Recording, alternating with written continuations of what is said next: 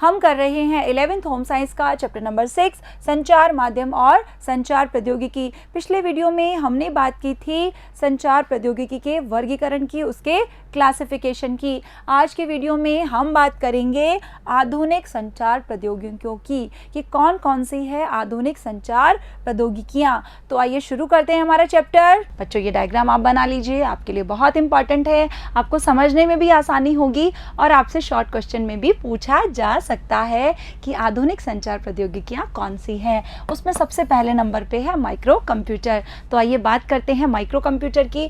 देखिए जो कंप्यूटर है उसको हमने तीन जो उसके क्लासिफिकेशन किए हैं, मेन फ्रेम्स यानी बड़े बड़े आकार के और महंगे, और दूसरे नंबर पे है मिनी कंप्यूटर। ये होते तो छोटे थे लेकिन थोड़े से कम पावरफुल, और उसके बाद है माइक्रो कंप्यूटर जो कि माइक्रोचिप टेक्नोलॉजी पर आधारित होते हैं। देखिए ये जो हमने क्लासिफिकेशन किया है यानी कि जो वर्गीकरण किया है ये किस पर आधारित है, उनकी जो शक्ति है, उनकी जो पावर है या अनुदेशों के समुच्चय को पूरा करने में उनकी जो स्पीड है, उनका जो डेटा कलेक्शन का अपने पास उनकी जो मेमोरी है उस पर, और उस कंप्यूटर द्वारा दी जाने वाली परस्पर संबंधता की क्षमता पर।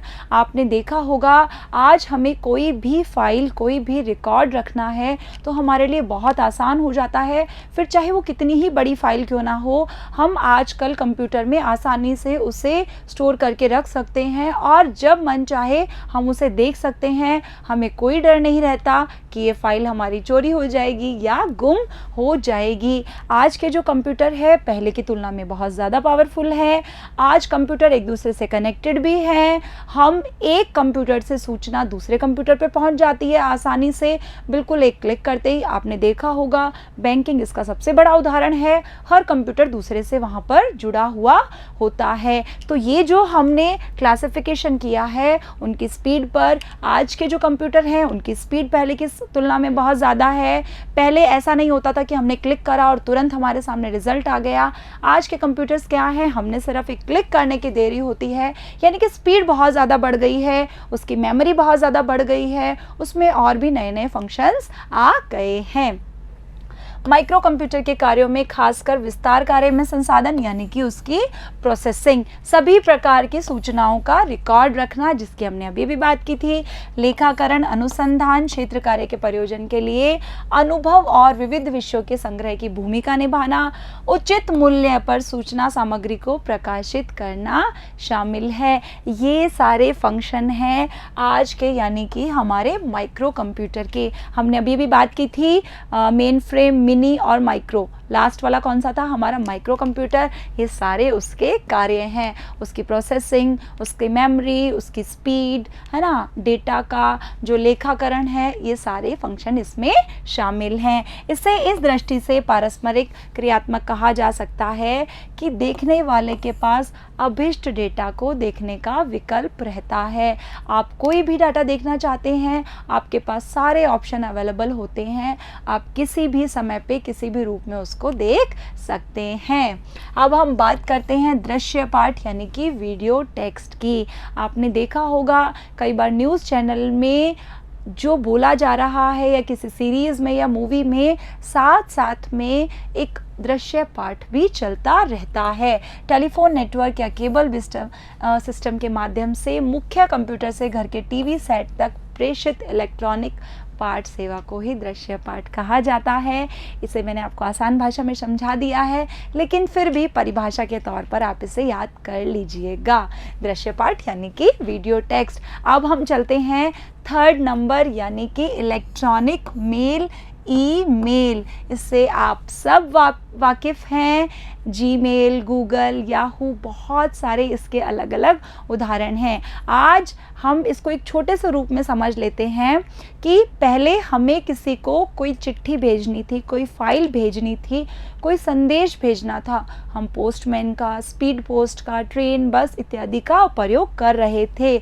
लेकिन आज ईमेल के जरिए आप किसी भी सूचना को प्रेषक से ग्राही तक भेज सकते हैं।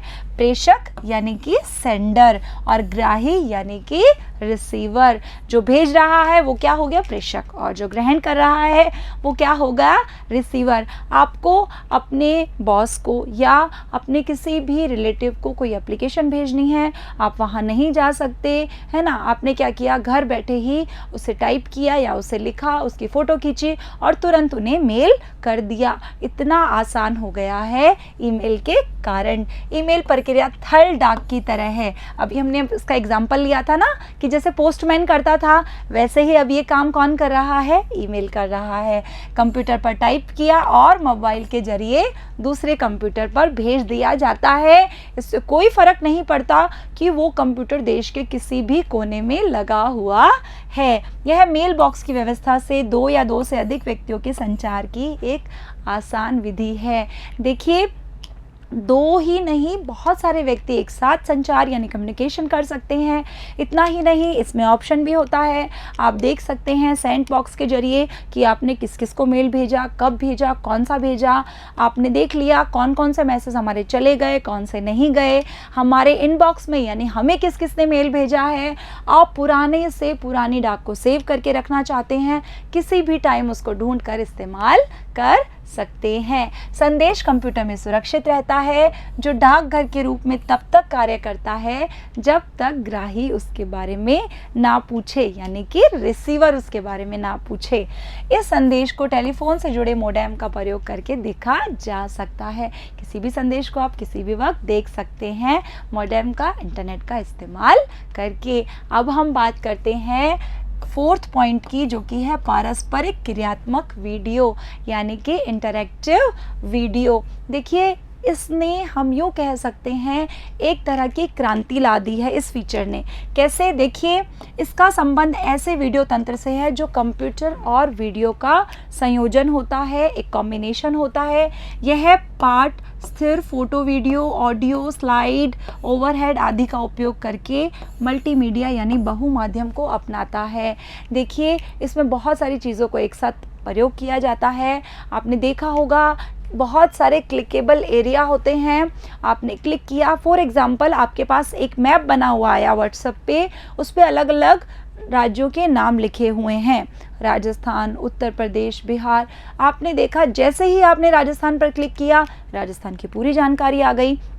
आपने जैसे ही उत्तर प्रदेश यानी यूपी पर क्लिक करा, यूपी की संपूर्ण जानकारी आ गई, है ना।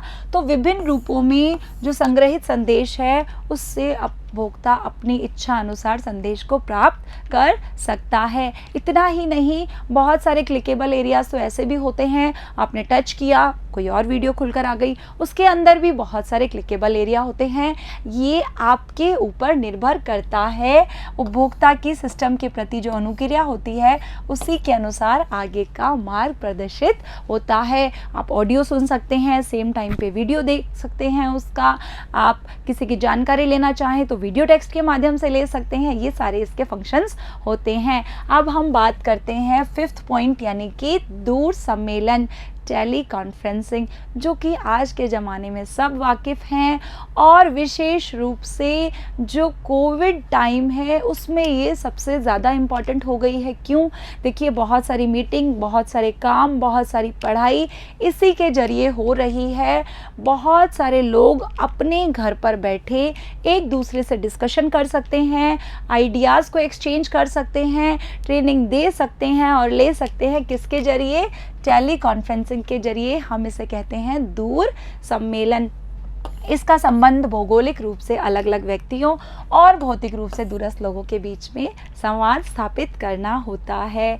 बिना लंबी दूरी की यात्रा के आसानी से किसी भी बैठक को और मीटिंग को ऑर्गेनाइज किया जा सकता है। इस प्रकार संचार प्रौद्योगिकी ने संचार को बहुत ही ज़्यादा सुविधाजनक बना दिया है और बहुत ज़्यादा आसान बना दिया है। स्टूडेंट्स, आप खुद देखिए, पहले आपको साइंस का या मैथ का कोई टॉपिक नहीं समझ आता था तो आप पूरी तरह से टीचर पर डिपेंड रहते थे। आज आपके पास कम्युनिकेशन टेक्नोलॉजीज़ के कारण इतना सारा कंटेंट अवेलेबल होता है, आपके पास इतने सारे एड्स होते हैं, वीडियो, ऑडियो, कि आप उसे और अच्छे से किसी भी वक्त समझ सकते हैं। ऐसा आप नहीं कह सकते कि ये टॉपिक मुझे समझ नहीं आ रहा। आपको नहीं समझ आ रहा, आपने उसे एक बार देखा, 2 बार देख सकते हैं, कोई और वीडियो देख सकते हैं। यानी किसी भी सूचना को उसकी व्याख्या हो, उसे समझना हो, बहुत आसान हो गया है। विश्व भर में अधिक से अधिक लोग इन टेक्नोलॉजीज़ का प्रयोग कर रहे हैं। लेकिन एक बात का हम हमेशा ध्यान रखेंगे, जो मानव संपर्क यानी ह्यूमन कांटेक्ट है, उसकी हम अवहेलना नहीं कर सकते हैं, चाहे कितनी ही टेक्नोलॉजीज़ क्यों ना आ जाए। जो हमारी रोज़मर्रा की ज़िंदगी है उसमें हमें अलग अलग व्यक्तियों से आमने सामने संवाद यानी कम्युनिकेशन करना पड़ता है। इसलिए हर व्यक्ति को प्रभावी संचार के लिए कुछ कौशल का विकास करना चाहिए। ये बातें क्या हैं प्रभावी संचार और आधारभूत कौशल, ये हमारा अगला चैप्टर है जिसकी हम बात करेंगे हमारे अगले वीडियो में। तब तक के लिए थैंक यू।